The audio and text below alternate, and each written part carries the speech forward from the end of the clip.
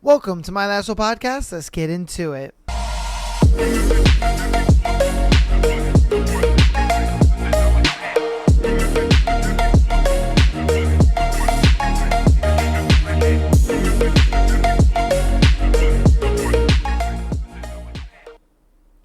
Welcome to my Lasso podcast. Today is Thursday.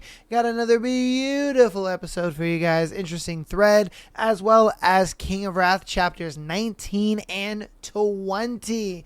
We're already coming close to about the halfway mark of this book. We are absolutely flying through this book.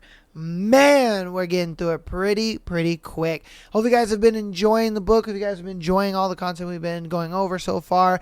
Hope you guys enjoyed the Love is Breakdown or Love is Blind breakdown that we did on Tuesday.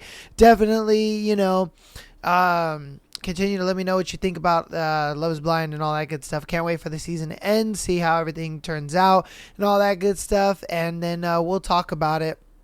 But without further ado, let's get into today's thread. Today's thread is people who slept with a coworker. What's your story? Ooh. All right. So, people who slept with a coworker, what's your story? Did it once, super awkward after, swore I never do it again, I never do it again. Get a new job, did it again, super awkward after, swore I never do it again. Get a new job, did it again. We've been married 10 years, together for 16. That's crazy. I mean, I ain't gonna lie to you, dude. It's one of those things that, like, you can't say like, nah, I'm never gonna date like people I work with or coworkers, stuff like that. A lot of people that I know, and I would say almost everyone that says, nah, I'm not gonna date a coworker, ends up dating a coworker. And like, I ain't gonna lie to you, I've found some of my best relationships in dating girls that I've worked with and stuff like that. It's weird, it's crazy to say, but it's one of those things where it's just like you see them all the time, you're with them every day, and it's just like it's attraction by proximity a lot of the times, if I'm being honest with you. And so, yeah, man, it's one of those things where it's like inevitable. You know what I mean? It's an inevitable kind of thing. You can never really be like, oh, yeah, no, I'm not doing that. No, I'm not doing that. Because it just happens. And then it's one of those things where it's like, it gets frustrating as hell to try to like date, outside of your work, and whether it's through dating apps or trying to meet somebody naturally and all that kind of stuff, it just gets to be too difficult, too annoying. And then you just kind of get to a point where you're like, you know what, fuck it. You know what? Gerald over there is looking pretty fine. You know what I mean? Like you just fall into it, if I'm being honest with you. All right. People who slept with a coworker, what's your story? I met a girl at the movie theater where I worked when I was 17. She was also 17. We had a kind of flirtation that starts out as teasing and turns into something that you just can't ignore. After a few months, it went beyond teasing, suggestive language, and those glances and eye contact that suggested something more. We would hide away in the dark corners and rooms in the back, out of view of customers and coworkers, and make out. Oh, baby. Then I got trained in projection, and once I started getting shifts, I'd start sneaking into the booth, and we'd have sex on our lunch period. Only the projectionist and managers had keys, and the managers were always busy in the lobby on weekdays, so we were never disturbed. It'll be 21 years together next Jan. Damn. Dude, that's crazy. Imagine, that's one of those How I Met Your Mother situations, bro. That's crazy. You meet your future wife at, working at a movie theater when you're 17 years old. That type of shit doesn't happen anymore. You know what I mean? That doesn't happen anymore. Think about it. When this happened, this was like late 90s, early 2000s. Like, this could never happen, ever. There's no way you could ever meet a girl working at a movie theater and you guys get together and you get married and you're together for 20 plus years. Like, that just could never happen. And it's crazy to think, like, how it was back then versus how it is now. Like, man, because I mean, even like the whole coworker dating thing, it never lasts ever. It's one of those things where, like, sure, you can do things to try to make it last. You could try to make it into something, but a lot of times it just don't last, bruh. It just doesn't. Oh, that's crazy, dude. Absolutely crazy. I ain't gonna lie to you. Dang. People who slept with a coworker, what's your story? Well, we had an awkward time of being friends with sexual tension for a year. We eventually had sex and yada yada yada. We're married and our second child is currently rolling over me as I type this. Damn. See, I wish I was born in that time. You know what I mean? I mean, technically I was, but it was just like, it's like yes and no, you know what I mean? Because like when I first started working, there were a lot of times where it's like you could meet some girls that were just kind of down, all that kind of stuff. Nowadays, dude, nah, that ain't the thing at all no more, bro. Like there's no way you could even think to meet a girl at where you work that it would turn into like a marriage and having kids and all that shit. For some people it could happen, you never know, but I've seen it become more and more rare as like I've worked and changed jobs and got to know people and stuff like that. It is definitely like less and less and less and less, which really sucks, man. Absolutely sucks. But hey, dating scene's cooked anyway. People who slept with a coworker, what's your story? My wife owns a business. I'm her lowest paid employee. I make $0 an hour. I do enjoy the sex, probably the best perk of the job. That's crazy. Mans is a stay-at-home husband. He's just like, yeah, man, I got the best job in the world. I don't get paid shit, but, the coochie's great. The benefits are fine. Like, dang. Hey, if you got it like that, you got it like that. You know what I mean? Yeah, if you got it like that, bro, you got it like that. All right, people who slept with their coworker, what is your story? This is the story of how I derailed a wedding with a pack of cigarettes. All right. I guess we were flirtatious with each other and I never really noticed it. She was cute, but I thought I always treated her like I would a friend because she had a boyfriend. Her boyfriend turned into a fiance. This fiance was the son of the general manager. She was scheduled to be on vacation soon for her wedding. It was about a month away or so. Out of nowhere, she kissed me while we were working. She told me not to tell anyone. Just a few short days before she was leaving for her wedding, she was leaving for her wedding. She found herself out of cigarettes with no money to buy a pack. I felt bad because I knew what it was like to not have nicotine. I bought her a pack of cigarettes. She started her vacation days off. During her vacation, one of the managers came to me and told me that she called off the wedding. She broke up with him. When she came back, she asked if I wanted to hang out sometime. We got drunk and fucked like rabbits. We were laying in bed together, and she told me why she broke up with him. They had been together for several years, and he had never bought her anything. Not one birthday gift, one Christmas gift ever. It was the innocent pack of cigarettes that I bought her that made her realize he was going to be a shitty husband. We dated off and on for a few years, but we were not right for each other and ultimately broke up. I ain't gonna lie to you, having, you just simply bought me something as a reason to like get with somebody. Yeah, I could see why that relationship didn't last.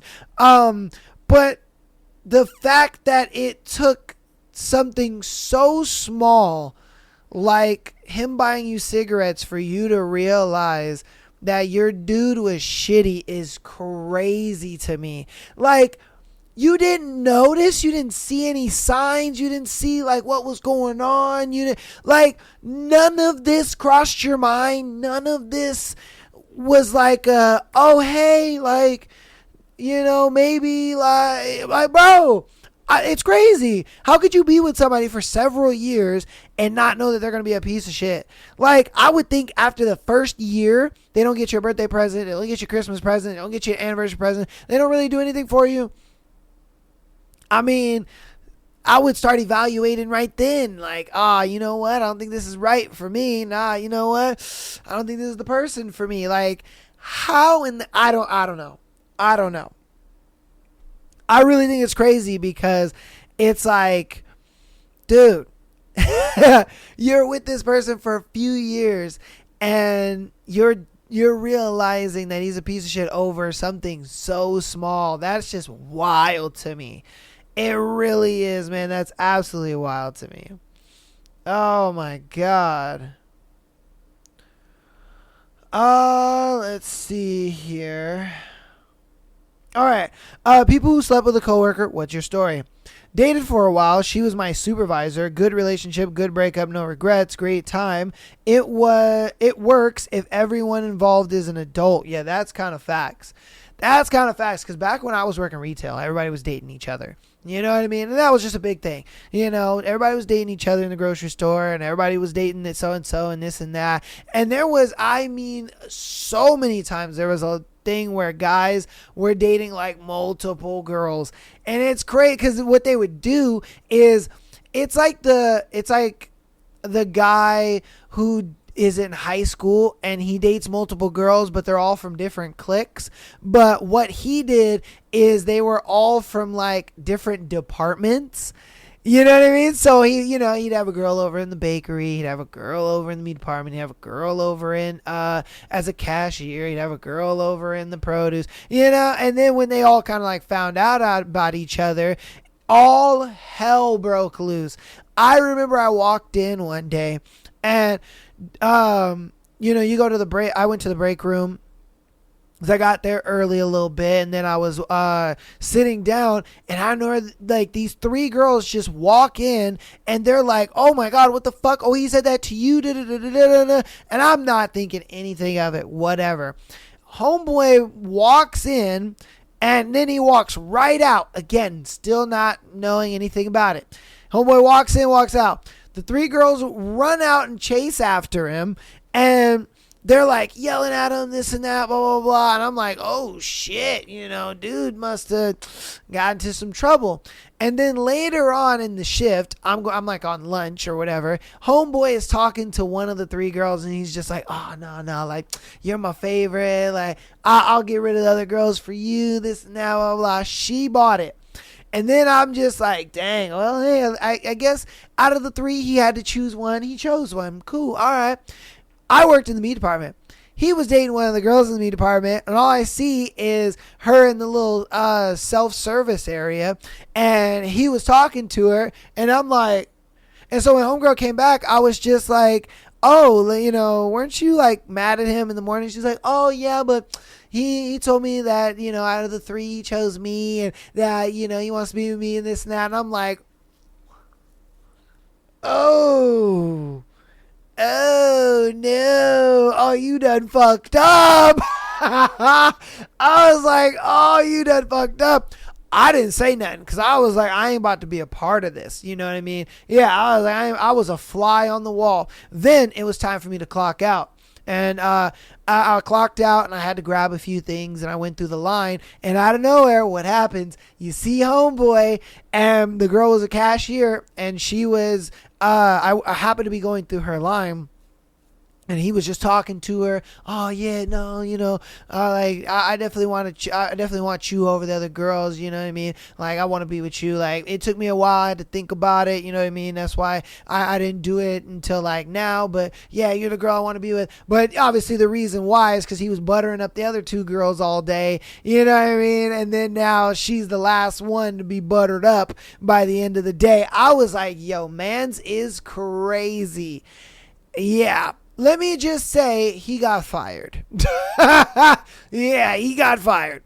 Because all three of those girls went to HR on that motherfucker. Was just, I don't know what they said, but yeah, they got him fired, bro. I was like, dude, you dug your own grave on that one, if I'm being honest with you. You could have easily chose one of them and been straight, but he wanted all three, I guess.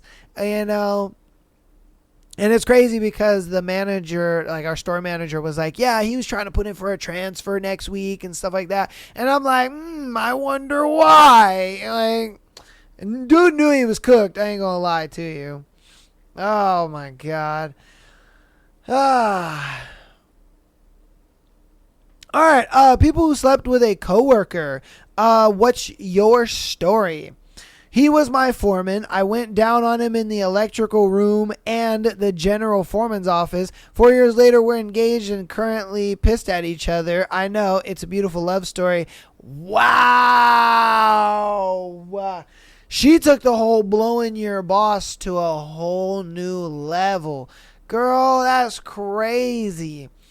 That is absolutely crazy. But I believe it, though. I believe it. I used to work with a girl who her last warehouse job, she was hooking up with one of the supervisors, and, they were hooking up like in his office and all that kind of stuff, in trailers and shit. I'm like, bruh, that's crazy. And it was funny because, like, when she first transferred to that warehouse, like, nobody assumed, you know what I mean? Like, she wasn't the type that you would, like, look at her and be like, oh, yeah, she a hoe, you know what I mean? She was very, like, sweet and, docile and, cute or whatever and innocent. But then it's like we got to know her the longer she was there.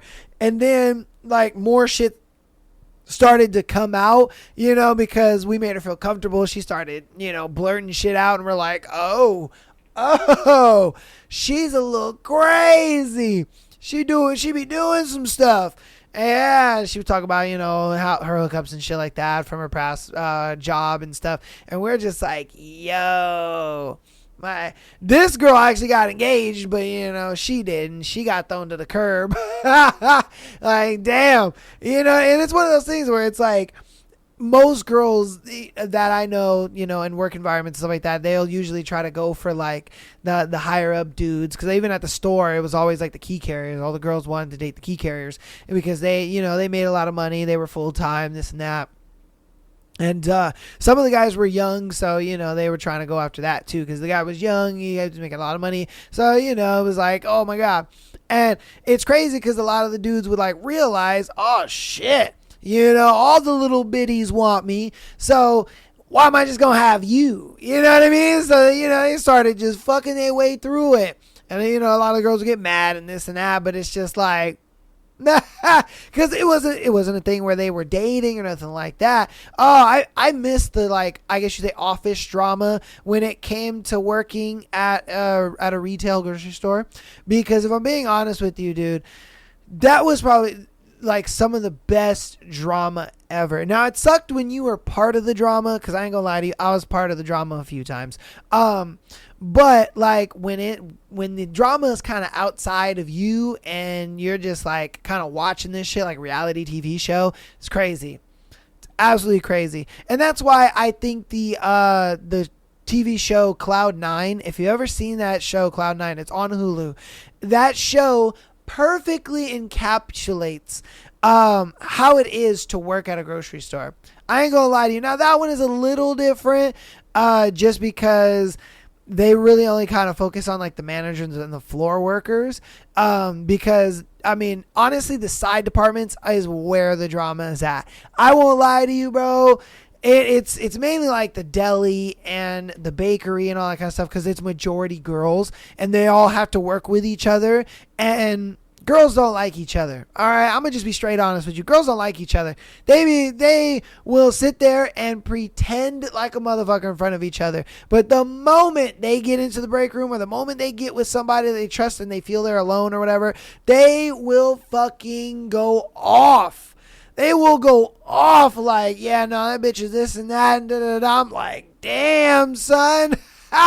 I'm telling you, I've experienced it so many times to the point where I'm just like, yo, that's crazy. You were just acting chummy with this girl like not even 2 minutes ago, and then now you're telling me all this shit. Like, I'm here for it. I'm ready for the tea, but at the same time, bruh,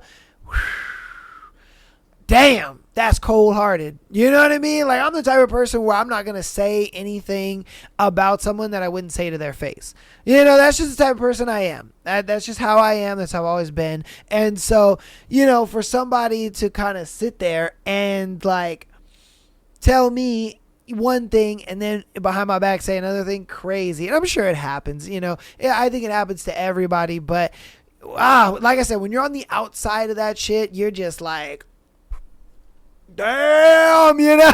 Oh my god. All right, we're gonna do one more for this thread, and then we're gonna end the thread. All right. People who slept with a coworker. What's your story? I was the bartender and he was the executive chef. I felt this draw to him even though I had no interest in dating at all. I knew I loved him the first time we spent time alone. All right, a little crazy, but okay. All right. I mean, I would understand, you know, you're going to like somebody, but loving them is crazy. All right. He came up behind me at the gym when I was squatting and touched the small of my back and my hip to help my form. My form was perfect. It was like a lightning strike. He was my soulmate and I knew it. I could literally feel it physically, this urge to never be away from him again. It wasn't even a date. I didn't know he had feelings for me. He was everything. He built my kids' bikes for them. He taught me how to cook in ways I'll use forever. He taught me so much at the gym while I watched his fucking beautiful biceps. He taught me that I think she means squirting is real. Neither of us were expecting that, and he taught me to laugh about the embarrassment when I thought I'd peed on him, and it just felt amazing. I was mortified. I only got 3 years. He has been gone about the same amount of time I knew him now. It feels like I have been holding my breath since he died. Oh my God. I still dream about the times we snuck in the walk-in to make out. There was just so much joy. No one is ever going to look at me like that again. Dang. Oh, that's tough. That has to be the worst thing ever. To literally find the one person that gets you in every single way. Not just one way, but every single way. You know what I mean? Like they are absolutely your everything and they get ripped away from you. Oh my God. That must be really rough. Must be really rough because I couldn't imagine being with someone and being in love with them and they are literally my everything and they die and pass away. That is just something unfathomable to me. Oh my God. And the people that go through that, it's just, because it really makes you feel like, dude, how can you go on? You know what I mean? Like, how can you continue to like want to be alive? You know, I mean, I'm sure she looks at it like I'm alive for our kids and you know what I mean? I still have work to be done on earth and stuff like that. And I get that 1000%. But it's like if they didn't have kids and it was just them, oh yeah, I would definitely be feeling that way. I would definitely be feeling like, dude, you know, there's no way. Like, you know what I mean? Like, there's no way. My life is just destroyed. But yeah. Oh, that's crazy. That is absolutely crazy. All right, that's going to go ahead and be that thread, man. Hope you guys enjoyed the thread. Let me know what you thought about it. If you have a situation where you know of someone who's dated a coworker, if you dated a coworker, or just some coworker dating drama, definitely let me know down in the comments. I do love to read you guys' comments, and I appreciate all of your comments as well. So, announcements, patreon.com/Am I the Asshole podcast. Get an exclusive episode every single Friday, as well as being able to send in your scenario to be featured on the Tuesday and Sunday shows, all right? If you are an audio listener and you're a bit iffy about signing up for the Patreon, don't worry. All of the Patreon episodes are on Spotify, as long as you are a free 7-day free trial member or you are a full paid member, all right? So definitely check that out. And it helps out and supports the show in a massive way. All right, $3 a month. audio listeners, thank you guys so much for all the downloads as well as the support you guys have been showing. I've been loving to see my analytics go through the roof. I did not know that September was actually our highest downloaded month of 2,700 downloads in 1 month. Thank you guys so much for all of that. Previously, it was like 19... I think it was like 1,900. It was like 1,996, something like that. That was like our, I think that was August, and that was our highest. Or no, I'm sorry, that was July. And that was our highest downloaded month. You guys absolutely destroyed that, man. So, hopefully, by the end of this year, one of the months we can hit 3,000. That would be kind of awesome. But thank you guys for all the support. I really do appreciate it so very much. For you guys coming out and watching every episode on the Tuesday, Thursday, and Sunday. So just keep downloading. Rate us 5 stars on your preferred platform. All that helps, and it's all free. And if you want to help out even more on the free 99 side of things, go ahead and follow us on Instagram, TikTok, as well as subscribing to us on YouTube, okay? So, if you like live streams, we live stream every Friday, Sunday, and Monday. I am going to be trying a new thing, okay? Pretty soon. I believe it's going to be next week, okay? So, next week, I am going to be streaming Friday. I'm going to be streaming Sunday and Monday. Then on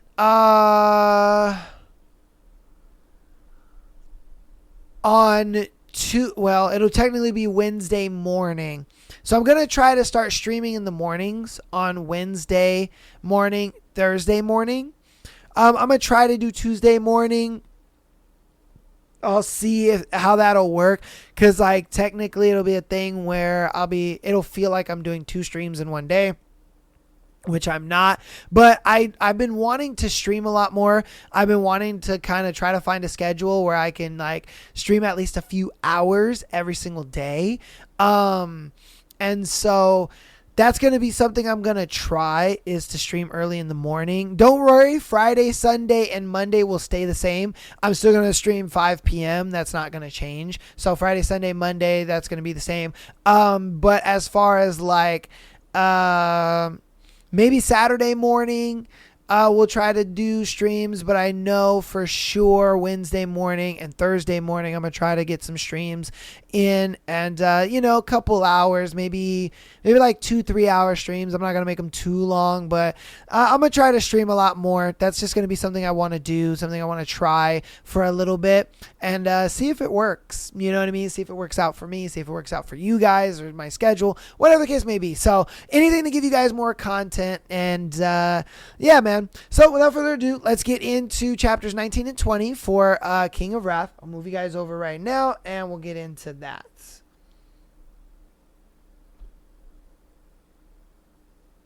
Chapter 19. Dante. A Thanksgiving Day call from Dante Russo. Christian's drawl rolled over the phone. I'm honored. You're the one who emailed me first on a federal holiday, Harper? I'd retired to my room after cleaning up. My parents and Luca were downstairs, but I wasn't in the mood to play late-night Uno or whatever the hell they were doing. My parents would continue to be inappropriate, and my brother would bug me about Vivian. No fucking thank you. Ah, yes. Christian's voice sobered, a sign he was entering business mode. We found another set of photos in a safety deposit box registered to an alias. Total count is now 5. Francis was a paranoid bastard. Do you think there's more? I glanced at the ensuite bathroom. The sound of running water leaked under the closed door like erotic white noise. Vivian was in there, wet, naked. Heat and annoyance rushed through me in equal measure. I turned my back to the door and waited for Christian's response. There could always be more, he said. That's the game we're playing until we can confirm exactly how many backups Francis has. Basically, I was playing chicken with my brother's life. I could call Francis's bluff, but I rubbed an aggravated hand over my jaw. It was too damn risky. My team will continue looking until you tell us to stop. Christian paused. I have to say I'm surprised you haven't checked in since October. I thought the issue held more urgency for you. I've been busy. The sound resonated with knowing. Or perhaps you're warming up to your bride-to-be. I heard you two disappeared for quite a while at Valhalla's New York gala. My teeth clenched. Why was everyone so obsessed with my feelings toward her? What we do in our private time is none of your business. Considering I'm actively surveilling her father on your request, it's partly my business. Ice clinked in the background. Be careful, Dante. You can either have Vivian or you can have her father's head on a platter. Figuratively speaking, of course. You can't have both. The shower stopped running, followed by a beat of silence and the opening creak of the bathroom door. I'm well aware. Keep looking. I hung up right as Vivian stepped out in a cloud of steam and sweet-smelling fragrance, every muscle tensed. Objectively, there was nothing indecent about her silk shorts and top. It was the same outfit she'd worn in the kitchen during our snack night, only in black instead of pink. Unobjectively, it should be outlawed. All that exposed skin couldn't be good for her. Never mind the fact we were in tropical Bali. The outfit was a hypothermia case waiting to happen. Who are you talking to? Vivian loosened her hair from its bun and ran her fingers through the dark strands. They cascaded down her back, begging me to wrap my fist around them and see if they were as soft as they looked. My jaw muscles flexed. Business associate. I'd stayed up late the past 3 nights so I wouldn't have to share the room with Vivian while we were both awake. She was always asleep when I came in, and I was always gone when she woke up. We didn't have that option tonight. Apparently, Vivian wasn't in the mood for card games with my family either, so we were stuck in the same room, awake, half-dressed, together. Fuck my life. On Thanksgiving? Vivian smoothed body lotion over her arms, oblivious to my torture. I should have stayed in the damn living room. Money doesn't rest. I turned my back to her and pulled my shirt over my head. The air conditioning was on full blast, but I was burning up. I tossed the shirt over the arm of a nearby chair and faced her again, only to find her staring at me with wide eyes. What are you doing? Getting ready for bed? I cocked an eyebrow at her visible horror. I sleep hot, Miyakara. You wouldn't want me to roast to death overnight, would you? Don't be dramatic. She muttered, setting her lotion back on the dresser. You're a grown man. One night of sleeping with your clothes on won't kill you. Vivian's eyes dropped to my bare torso before she quickly looked away, her cheeks red. A knowing smirk worked its way onto my mouth, but it quickly faded when we turned off the lights and climbed into bed, making sure to stay as far apart as possible. It wasn't enough. The California King was large enough to host a small orgy, but Vivian was still too close. Hell, I could be sleeping in a bathtub with the door closed and she'd still be too close. Her scent stole into my lungs, blurring the usually crisp edges of my logic and reasoning, and her presence burned into my side like an open flame. The murmurs of our breaths overlapped in a heavy, hypnotic rhythm. It was 11:30. I could reasonably wake up at 6. 6.5 hours. I could do this. I stared at the ceiling, my jaw tight, while Vivian turned and tossed. Every dip of the mattress reminded me she was there. Half naked, close enough to touch, and smelling like an apple orchard after a morning rainstorm. I didn't even like apples. Stop it, I ground out. Neither of us will get any sleep if you insist on moving around like that all night. I can't help it. My brain is... She blew out a breath. I can't sleep. Try. The sooner she fell asleep, the sooner I could relax, relatively speaking. What great advice, she said. I can't believe I didn't think of that. You should start a Dear Dante column in the local newspaper. Were you born with a smart mouth, or did your parents buy it for you after their first million? Vivian let out a sardonic breath. If my parents had their way, I wouldn't say anything except, yes, of course, and I understand. A twinge of regret softened my aggravation. Most parents want obedient children. Except mine, who don't want children at all. It struck me that Vivian knew more about my family dynamics than I did hers, which was ironic considering she was the more open one in our relationship. I rarely discussed my parents, both because the gossip mills churned over time and because my relationship with them was nobody's business, but there was something about Vivian that pulled reluctant admissions and long-buried secrets out of me. Are your parents upset we're not celebrating Thanksgiving with them? I asked. No, we're not big on the holiday. Of course, I knew that. More silence. Moonlight spilled through the curtains and splashed liquid silver across our sheets. The AC hummed in the corner. A quiet companion to the thunder rumbling in the distance. The sense of an impending rainstorm snuck past the windows and soaked the air.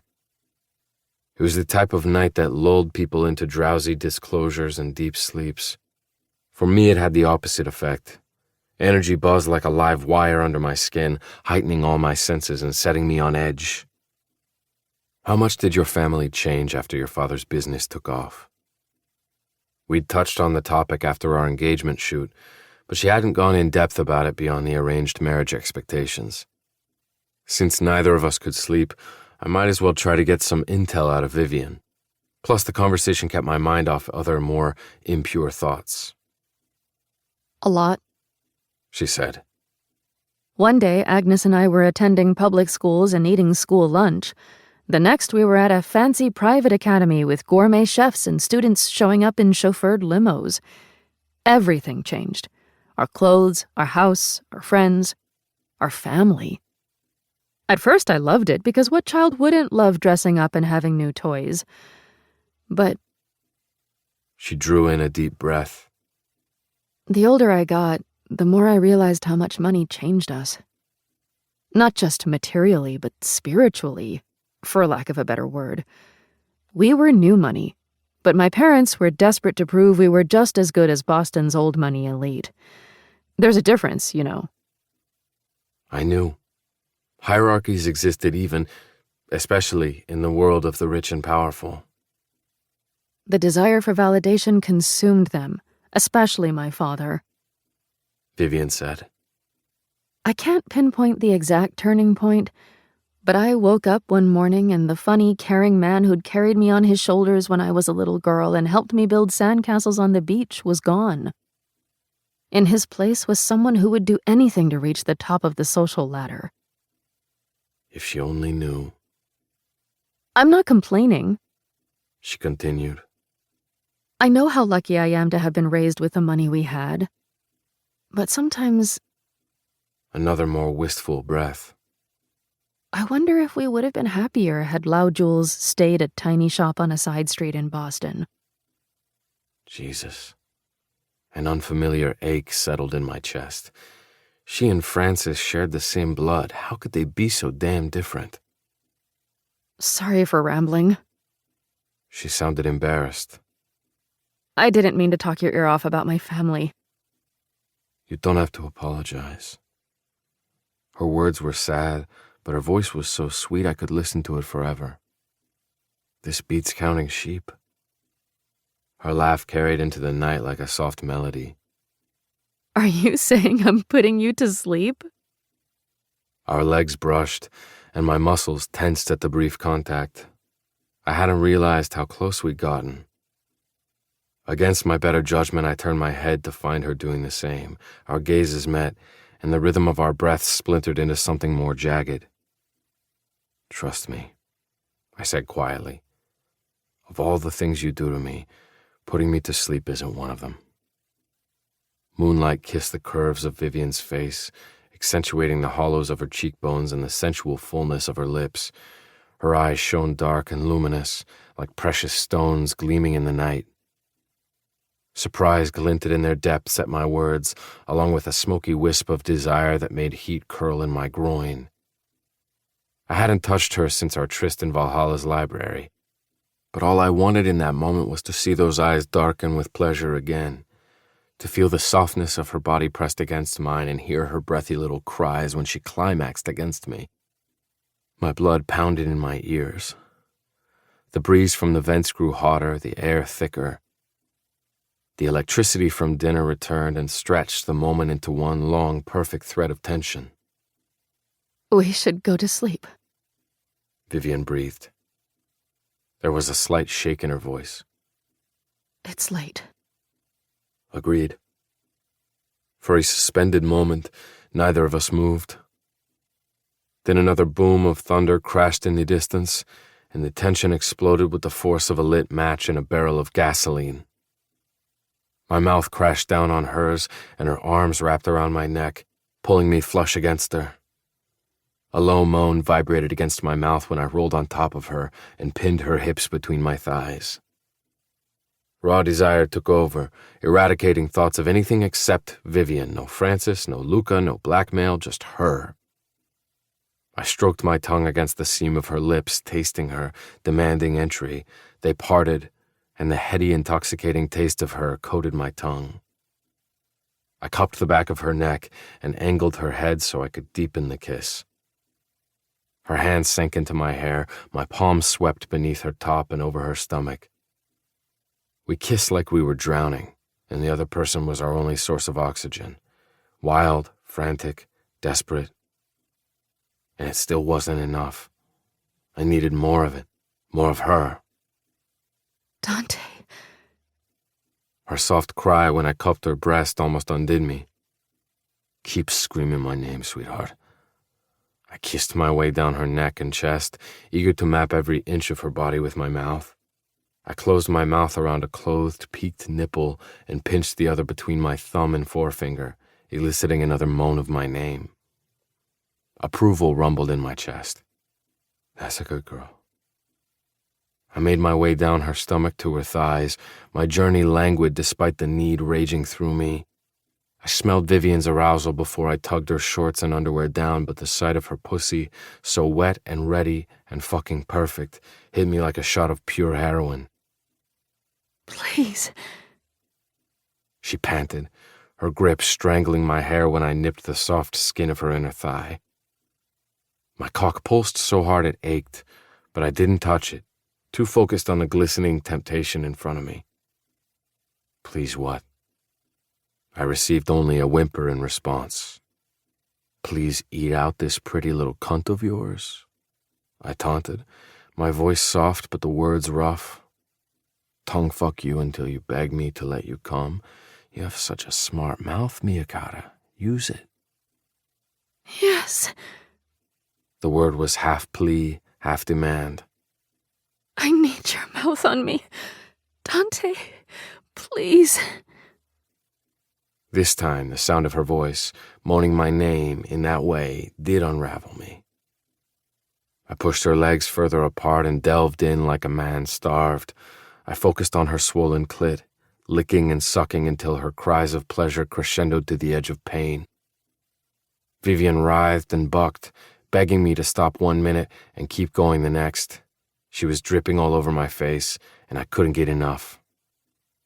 I was addicted to the taste of her, to the way she sounded when I buried my tongue inside her, and the way her back arched off the bed when she finally came with a full-body shudder. I waited for her trembles to die down before I touched my tongue to her sensitized clit again and gave it a slow, leisurely lick. Hay un sapore de vino, I murmured. No more. She pleaded. I can't. Oh, God. Her protest split into another moan when I slid 2 fingers inside her up to the first knuckle. I kept my mouth on her clit and slowly worked my way up to the second knuckle before I pulled my fingers out and pushed them back in. In and out, faster and faster, my mouth still exploring her clit until she drenched my face and her sharp cries filled the room again. My cock throbbed in time with my pulse as I pushed myself onto my knees. Vivian stared up at me, her cheeks flushed and her chest heaving from the aftermath of her orgasm. A light sheen of sweat misted her skin, and her face was so full of trust and satiated pleasure it made my gut twist. No one had ever looked at me like that before. Just like that, a cold trickle of reality pierced my fog of lust. It suddenly hit me who we were and what I'd done. We weren't the normal engaged couple. She was the daughter of the enemy, and I'd been forced into this engagement even if she didn't know it. I wasn't supposed to like her, much less desire her. Vivian wrapped her arms around my neck and pressed her hips up against mine, the message clear. Fuck me. I wanted to. My body screamed for it, my cock ached for it. It would be so easy to sink into her softness and let it carry us away for the night, but if I did, there would be no going back. Not for her, and not for me. My hands fisted on the mattress as indecision warred. You can either have Vivian, or you can have her father's head on a platter. Figuratively speaking, of course, you can't have both. Ice water doused the remaining heat in my veins. Of all the voices I wanted to hear in bed, Christian's ranked in the bottom 5, but the bastard had a point. Vivian didn't have a perfect relationship with her family, but she still cared about them. One day soon she'd find out the truth about our engagement and her father's deception, and she'd be devastated. Adding sex to the mix would only complicate things further. Dante? Tentativeness crept into her voice at my hesitation. God damn it. I unwound her arms from my neck and straightened, trying to ignore the hurt and confusion on her face. Get some rest, I said roughly. It's been a long day. I didn't wait for an answer before I got off the bed, headed into the bathroom and locked the door. I turned the shower as cold as it would go, letting the icy water blast some fucking sense into me. Self-loathing formed a concrete block in my chest. What the hell was I doing? Kissing Vivian, letting my guard down, almost having sex with her in my parents' villa for Christ's sake. I'd intended to stay away from her until I took care of her father and ended our farce of an engagement. Now here I was, taking a cold shower at midnight so I didn't fuck up my plans any more than I already had. I'd spent my life honing my control. Enzo Russo had drilled its importance into me since I was a child. Even when I occasionally lost my temper, I never lost sight of the bigger goal. But I'd also never met anyone like Vivian. Of all the people in my life, she was the only one who could make me lose control. Chapter 20. Dante. Kai's punch snapped my head back with such force my teeth rattled. The taste of copper filled my mouth, and when my vision finally cleared, his frown came into focus like a photograph in a developing tray. That was an easy dodge. Where's your head at today? It was one hit. Don't get cocky. 3. He grunted when my uppercut caught him beneath the chin. And that doesn't answer my question. I blamed the next words out of my mouth on the residual impact of his strike. I kissed Vivian over Thanksgiving. Willingly, of my own accord. We'd done more than that, but I sure as fuck wasn't discussing our sex life with Kai. The engagement photo shoot kiss had been forced. Bali had been... Hell, I didn't know what Bali had been other than a mindfuck. Vivian had been asleep or pretending to be asleep after I got out of the shower, and we'd avoided discussing what happened in the week since. She probably thought I'd rejected her for whatever reason, and I was too disconcerted to correct her. Kai gave me a strange look. You kissed your fiancée, so what? Fuck. The kiss had screwed me up so much I'd forgotten he didn't know I despised her family. To him, our engagement was business, but most arranged marriages still involved physical intimacy before the wedding. If not sex, then at least something as simple as a kiss. It was different this time. I shouldn't have done it. The kiss, opening up about my family, all of it. Yet I did it anyway. Somehow, some way, Vivian Lau had burrowed under my skin, and I didn't know how to get her out without losing a piece of myself in the process. A knowing glint passed through Kai's eyes. Mixing business with pleasure. It's about time. Look who's talking. Kai's idea of fun was translating academic texts into Latin for no reason other than he was a show-off and bored as hell. What can I say? I prefer the company of words to people. Except for you, of course. Of course. He was so full of bullshit. He laughed. Cheer up, Russo. Liking your fiancée isn't the worst thing in the world. Maybe not in his world, but it was in mine. My efforts to avoid Vivian disintegrated when I returned home and promptly ran into her in the foyer. Oh my God! What happened? Her horrified expression confirmed what I already knew. I looked like a mess. And if I had any lingering doubts, the mirror hanging opposite the front door smashed them into smithereens. Bruised jaw, blackening eye, a cut over my brow. Thank fuck I didn't have a board meeting in the next 2 weeks. Kai. I removed my coat and hung it on the brass tree. My tone was indifferent, but an unsettling warmth unfurled behind my ribs at her concern. Vivian's brows pulled together. Kai hit you? He doesn't seem like the type. He's usually so calm and nice. Just like that, the warmth turned into annoyance. I told you he's not as nice as he seems, I said in a clipped voice, but to clarify, we sometimes blow off steam by boxing. He happened to land more hits today since I was distracted, thinking about you. You box for fun. Vivian set the vase of flowers in her arms on the marble side table. That makes so much sense. What's that supposed to mean? It means you have a temper.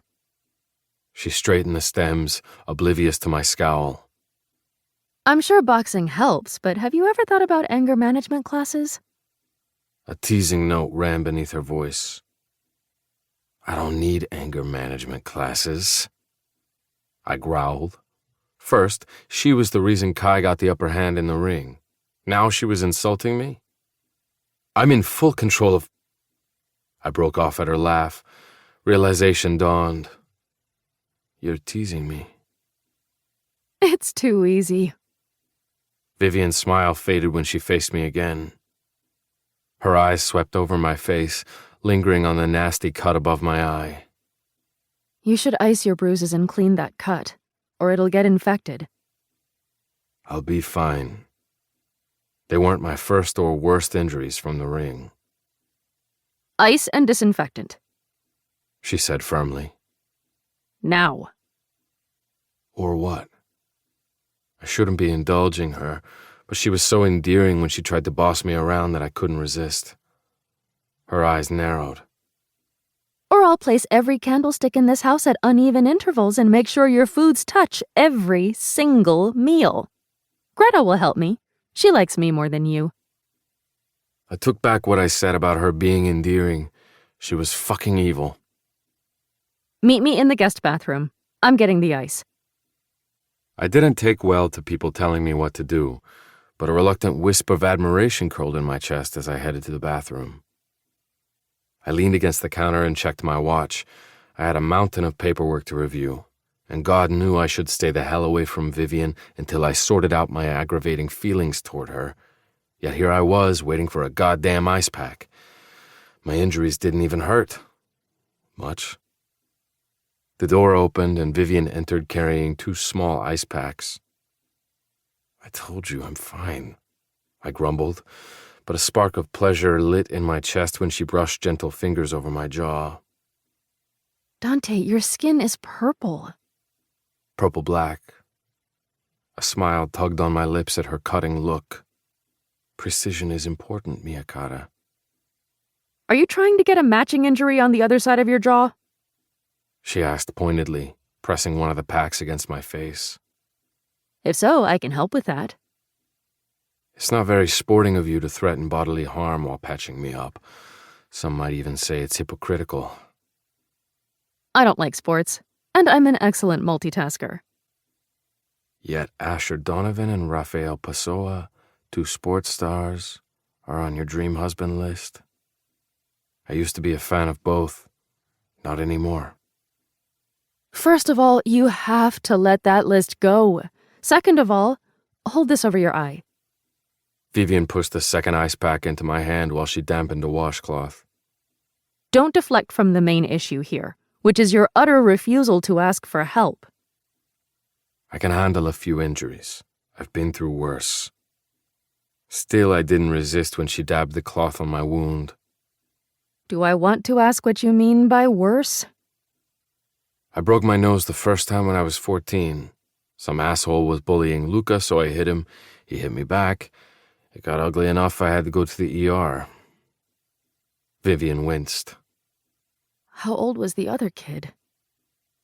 16. Fletcher Alcott had been a real piece of work. A 16-year-old was picking on a 9-year-old? Cowards always pick on people who can't fight back. Sadly true. She retrieved a bandage from the medicine cabinet. You said that was the first time you broke your nose. What happened the second time? My mouth curled into a grin. Got drunk in college and fell on the sidewalk. Vivian's laugh washed through me like a cool breeze on a hot summer day. I can't imagine you as a typical drunk college student. I did my best to erase any incriminating evidence, but the memories are there. I'm sure you did. She placed the Band-Aid over the cut and stepped back with a satisfied expression. There. Much better. You're forgetting one thing. I tapped my jaw. I didn't know why I was dragging this out when I didn't want to be here in the first place, but I couldn't remember the last time someone fussed over me. It felt nice, disturbingly so. Vivian's brow wrinkled. What? My kiss. Pink crept over her cheeks. Now you're the one teasing me. I would never tease about such a serious matter, I said solemnly. One kiss for each of my injuries, that's it. Would you deny a dying man his last wish? Her sparkling gaze held a touch of exasperation. Don't be dramatic. You're the one who said you were, quote-unquote, fine. But since you insist on being such a baby about it... She moved closer again. My pulse beat in my throat when she brushed her lips over my brow, then my jaw. Better? Much. You're incorrigible. Laughter bubbled beneath her voice. It's not the worst thing someone's called me. I believe it. She turned her head a fraction, and our eyes held. The bathroom smelled like lemon cleaner and ointment, two of the unsexiest scents known to mankind.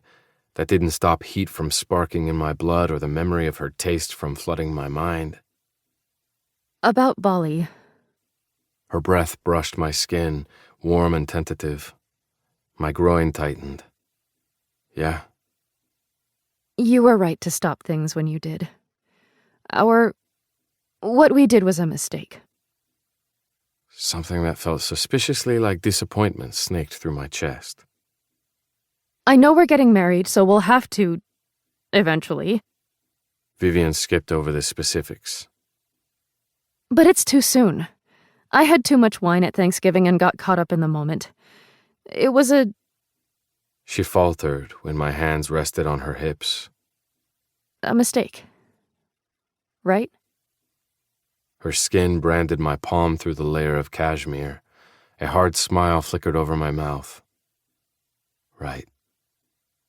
My touch lingered for a beat before I moved her to the side and headed to the exit. I should have stopped in Bali, and what happened before I stopped was a mistake.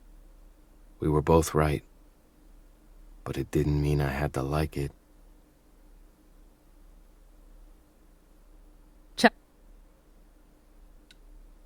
All right. And that has been chapters 19 and 20. Definitely let me know what you guys think about today's episode, all that we've gone over today, down in the comments. I will see if you're on Patreon. I'll see you tomorrow. If you guys aren't on Patreon, then I'll see you over the weekend on during the streams. Or if not, I'll see you on Tuesday. Love you guys all, and peace.